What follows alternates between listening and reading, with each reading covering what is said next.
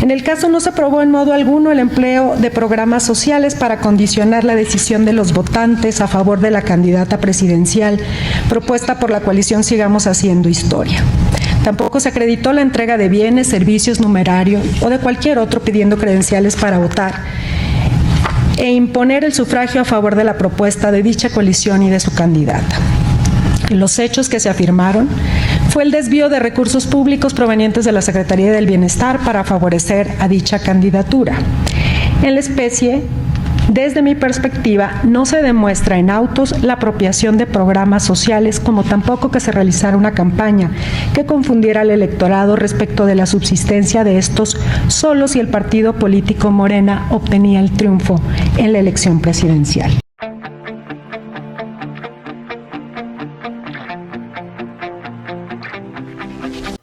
Pues amigos y amigas, como ya muchos de ustedes deben de saber, el Tribunal Electoral le da un revés a Xóchitl Gálvez y a todos aquellos que impugnaron la elección del 2 de junio. Claudia Sheinbaum ganó con una diferencia del 32% y 20 millones de votos. No hay lugar a anular la elección, dijo el Tribunal Electoral. Amigos, con esto mandaron a volar con todo y su candidata a los intelectuales, a Claudio X González. Y es que estos señores son muy incongruentes. Ayer el domingo en la Marea Rosa salieron a decir que indocumentados cubanos y haitianos votaron el 2 de junio. Amigos y amigas, esta es la derecha despistada. Amigos, vamos a ir a este video, vamos a ir a esta conferencia donde el diputado de Morena, el señor García Almaguer, da los datos exactos, cómo ganó Morena y por qué hoy el Tribunal Electoral está diciendo que ganó bien Claudia Sheinbaum. Ni una sola impugnación le aceptó el Tribunal Electoral a la oposición. Más bien, todavía regañaron a Xóchitl Gálvez por haber llamado narcopresidenta a Claudia Sheinbaum. Amigos, vamos a ir al video de estos señores de la Marea Rosa. Y metieron también a gente que viene de los indocumentados, de los inmigrantes. Perdón. Migrantes, sí. Ajá. Los metieron que no tenía por qué haber sido. Y lo veo porque yo vivo en Tláhuac. Y de ahí, mucha gente de ahí fue a votar, gente de Haití, de Cuba, que no tenían por qué haber ido a votar. Sino simplemente yo pido como ciudadano que se debe de respetar la ley, porque la ley sí es la ley. ¿Usted cree que Xóchitl, como decían algunas encuestas, México elige Massive Caller, sí iba arriba en las preferencias? Sí, definitivamente, sí. Y no es posible, o sea, cuando yo escuché la supuesta diferencia de porcentajes en la votación. Cerca de 30 puntos. O sea, cerca de eso es irracional. Es irracional si en todas partes, a donde quiera que iba uno, estaban dispuestos a votar por Xóchitl Gálvez. Es más, ahora en el periodo vacacional que salí, en varias ocasiones escuché que hubo fraude electoral. O sea, la gente sigue comentando que hubo fraude electoral. Ahora, INE, Tribunal Electoral del Poder Judicial de la Federación, anulen las elecciones. Órale, usted pide ya. De una vez, ¿para qué estamos con chicaterías? El presidente, desgraciadamente el tribunal que está poblado por pura gente que trabaja para él, y tenemos que hacer el balance para que no logren eso. ¿Usted cree que la autoridad electoral está vendida, está arrodillada? ¿Cómo la describiría? Arrodillada, vendida y coartada. Sí. ¿Ok? Sí, y sin embargo hay que defender al INE o ya no defienden al INE. Aquí vemos cómo el periodista se chamaquea a estos manifestantes. Y es que antes defendían al INE y hoy le van a exigir al INE que hagan lo que ellos quieren, que anulen las elecciones. Pues hoy, amigos y amigas, es oficial, no aceptaron ninguna impugnación de la derecha, de Claudio X González, Alito Moreno, Marco Cortés y Xóchitl Gálvez. Vamos a ir a la conferencia del diputado García Almaguer. Bueno, pues ayer sesionó la Sala Superior del Tribunal Electoral del Poder Judicial de la Federación y validó la elección presidencial celebrada el 2 de junio en su jornada electoral, por medio de la cual pues las y los mexicanos, 60 millones de mexicanos participaron en las urnas, 36 millones de mexicanas y mexicanos decidieron que la próxima presidenta de la República sea la doctora Claudia Sheinbaum Pardo. Pues por supuesto que en la bancada de Morena nos congratulamos con esta determinación y saludamos esta decisión histórica por parte de la Sala Superior. En esta sentencia se vencieron muchos de los mitos que la derecha, que la oposición planteó durante la campaña electoral, planteó en la mesa del Consejo General del INE y planteó después de la jornada electoral en esta etapa de calificación. Entonces, pues es una sesión que dura más de 3 horas, vale la pena verla, pero para quienes no pueden ver 3 horas de sesión de la Sala Superior, pues hicimos alguna selección de pronunciamientos muy concretos por parte de las y los magistrados que les vamos a ir presentando en los próximos días. Hoy les traemos 3 fragmentos que precisamente apuntan a desvirtuar todo lo que la derecha quiso plantear en sus medios de impugnación y también en la agenda pública por medio de la comentocracia, por medio de los columnistas, por medio de quienes maliciosamente atacaron a nuestro movimiento y por supuesto no estoy hablando de quienes realizaron una labor objetiva e imparcial, sino de quienes deliberadamente mintieron. Para que eso no siga flotando en el ambiente postelectoral, es importante escuchar a las y los magistrados de la Sala Superior. Entonces vamos a iniciar, por favor, con el primero de los fragmentos. Les voy a rogar, si es posible, que puedan captar el video, porque es lo que importa en este momento para conocimiento de la ciudadanía.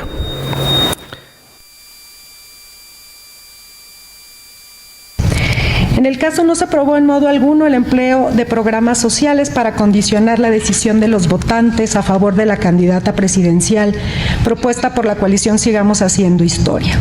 Tampoco se acreditó la entrega de bienes, servicios, numerario o de cualquier otro pidiendo credenciales para votar e imponer el sufragio a favor de la propuesta de dicha coalición y de su candidata.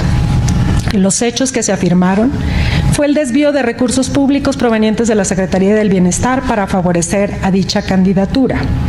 En la especie, desde mi perspectiva, no se demuestra en autos la apropiación de programas sociales, como tampoco que se realizara una campaña que confundiera al electorado respecto de la subsistencia de estos solo si el partido político Morena obtenía el triunfo en la elección presidencial. Fragmento de la magistrada Claudia Águilas Ocho, que forma parte de la Sala Superior. Debido a las vacancias que existían, pues llaman a una magistrada regional para que pueda participar de la deliberación. Desde mi perspectiva, esto legitima más la calificación de la elección presidencial, porque es una persona que no tenía posturas previas en la Sala Superior, que viene de juzgar a nivel regional y que llega con esta apertura, digamos, mental, a poder analizar y juzgar el expediente que sus pares le están presentando. Y lo que ella dice claramente es que no hubo uso de programas sociales, que no se condicionaron los programas sociales y los apoyos, y que la campaña política realizada por Morena y por nuestra candidata presidencial, la doctora Claudia Sheinbaum Pardo, virtual presidenta electa de la República, ya pues fue legal. Entonces, esto nos permite concluir que todo lo que afirmó la oposición en torno al supuesto uso y condicionamiento con los programas sociales de los trabajadores de la Secretaría del Bienestar, pues era totalmente falso. Ya queda en papel, queda en documento, está votado por la Sala Superior del Tribunal Electoral.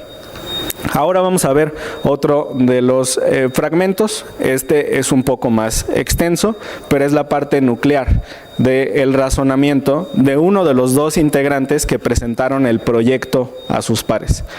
En la Sala Superior se integró una comisión compuesta por 2 magistrados que elaboraron el proyecto y se la presentaron a los demás. La magistrada Claudia revisó ese proyecto que los demás le entregaron, pero el magistrado que va a hablar a continuación en este recorte es quien presentó el proyecto ante la propia sala y por eso es tan importante escucharlo en sus expresiones. Por favor. Únicamente pueden cuestionar los resultados de la elección en la que participaron si su pretensión es la nulidad, el cambio de ganador o la reparación de un derecho político electoral vinculado con la elección, particularmente el de ser votado.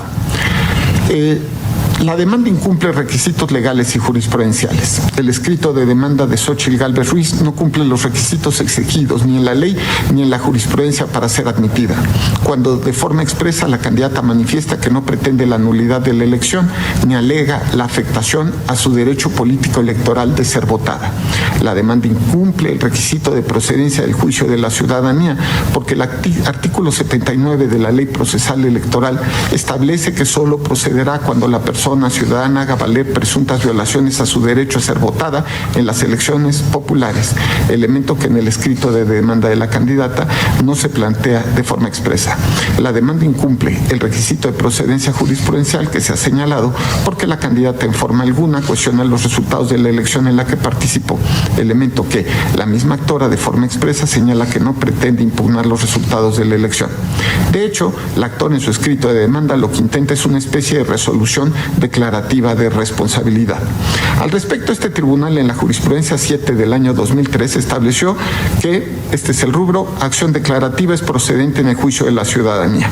Y en esa jurisprudencia se señala que en 2 escenarios cabe lugar la acción declarativa. Cuando una situación de hecho produzca incertidumbre en algún posible derecho político y B, que exista la posibilidad seria que con esa situación se afecte o perjudique en cualquier modo el derecho. Esos 2 supuestos tampoco se advierten ni se expresan de la lectura del escrito de demanda, en tanto que Xóchitl Gálvez Ruiz no manifiesta ni se inconforma respecto a la violación a su derecho a ser votada. Por otro lado, las demandas son idénticas. La demanda de la excandidata es en esencia el mismo escrito presentado por el PAN y el PRD en su juicio de inconformidad. Lo único distinto es la petición, pues los partidos sí pretenden la nulidad de la elección presidencial, en tanto que la excandidata busca una especie de sentencia declarativa de responsabilidad. En ese sentido, aunque se hubiese admitido la demanda de la excandidata, el resultado realmente no sería distinto, pues, como explicaré, los medios de impugnación de los partidos resultaron deficientes y en forma alguna demostraron irregularidades en la elección presidencial. En consecuencia, si la candidata manifiesta que no pretende la nulidad de la elección presidencial ni sus resultados, ni menciona la frustración a su derecho a ser votada, es evidente que su demanda se debe desechar. Ahora bien, los actores no tienen razón sobre la pretensión de nulidad de la elección presidencial. Cabe de señalar que las demandas tienen deficiencias evidentes, tanto probatorias como argumentativas, puesto que las pruebas que se ofrecieron consistieron exclusivamente en 1,480 vínculos electrónicos para acreditar los hechos base de la pretensión de anular la elección. Se limitaron a notas periodísticas publicadas en redes sociales, fragmentos de noticiarios en radio y televisión, periódicos y editoriales, y no fueron corroborados por algún otro medio de prueba de alguna otra naturaleza. La línea jurisprudencial de esta Sala Superior es clara en el sentido que las notas periodísticas tienen únicamente valor probatorio indiciario, pero si no se relacionan con otros medios de prueba, no pueden acreditar los hechos. Las demandas son vagas porque no precisan el vínculo real y objetivo de la mayoría de los hechos que se alegan y las pruebas que ofrecen. En términos generales, los argumentos presentados fueron de corte especulativo. Ninguno de ellos buscó demostrar que alguna de las irregularidades denunciadas pudiera haber generado un resultado distinto al que se obtuvo con la votación. La demanda no presenta una narrativa coherente, dado que se basa en fuentes periodísticas sin concatenarlas con los hechos que se pretenden acreditar.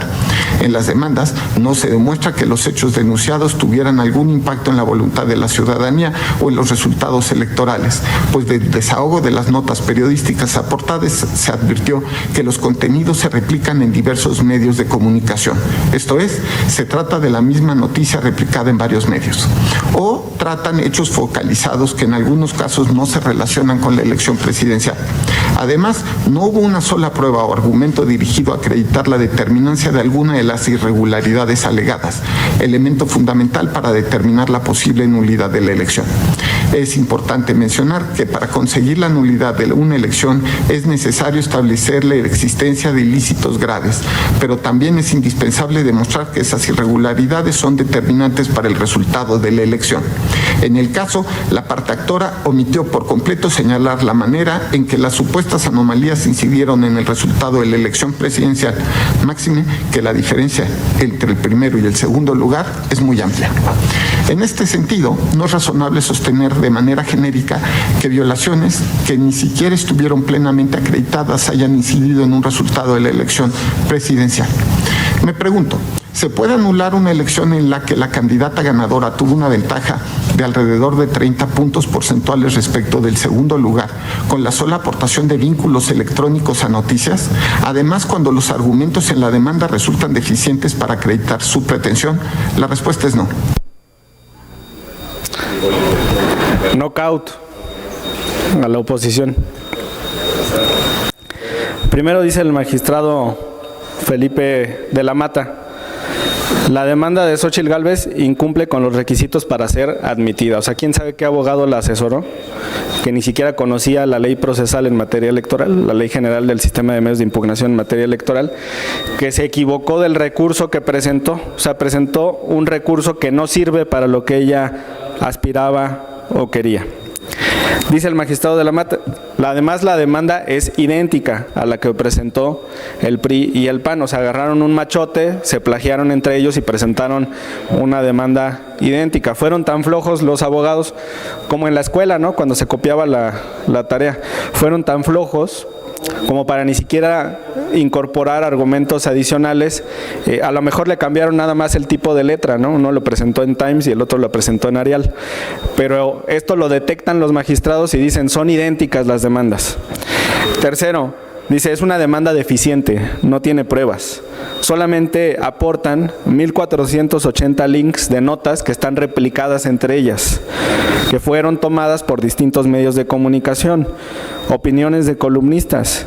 Son afirmaciones vagas, imprecisas, son especulativas y no demuestran el impacto en la elección presidencial.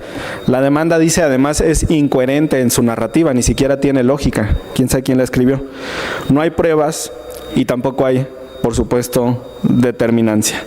Y al final se pregunta: ¿se puede anular una elección con más de 30 puntos de ventaja con estas afirmaciones vagas, genéricas, inconexas?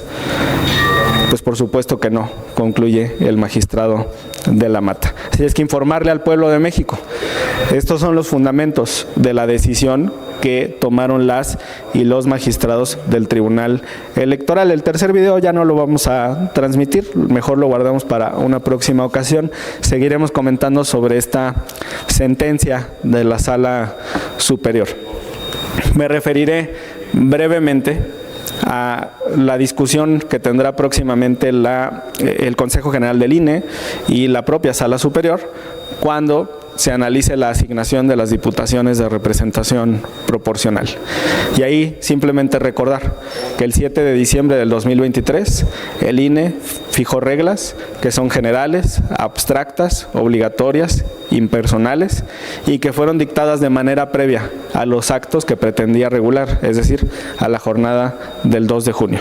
Lo único que resta es que el 23 de agosto el INE tome su acuerdo de diciembre del 2023 y lo aplique al caso concreto.